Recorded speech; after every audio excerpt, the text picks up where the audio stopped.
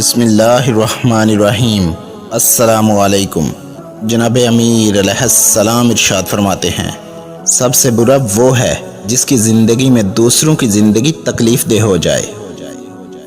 جناب امیر علیہ السلام کی خدمت میں ایک شخص آ کے کہنے لگا، یا علی، وہ کون سا مرد یا عورت ہے جس پہ مسلسل اللہ پاک کی لعنت برستی رہتی ہے؟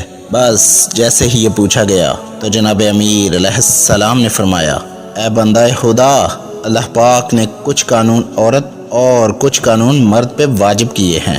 جو مرد یا عورت اس قوانین کو ٹھکرا دیتا ہے، اللہ پاک کی لعنت اس پہ برستی رہتی ہے۔ تو وہ پوچھنے لگا، یا علی، کون سے قانون؟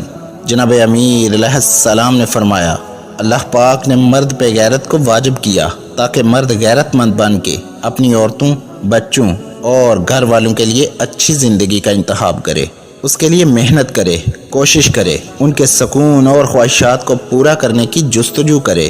اور اللہ پاک نے عورت کے لیے وفا کو ترازو بنایا تاکہ عورت اپنے مرد اور اپنے گھر سے وفادار بن کے جیے۔ یاد رکھنا، بے غیرت مرد اور بے وفا عورت پہ اللہ پاک نے لعنت بھیجی ہے، کیونکہ عورت اور مرد کی یہی غلطی ان کے گھر اور زندگی کے سکون کو برباد کر دیتی ہے۔ تبھی جس مرد میں غیرت نہیں تو اللہ پاک اور اس کے فرشتے اس پہ لعنت بھیجتے رہتے ہیں، اور جس عورت میں وفا نہیں تو اللہ پاک اور اس کے فرشتے اس عورت پہ لعنت بھیجتے رہتے ہیں۔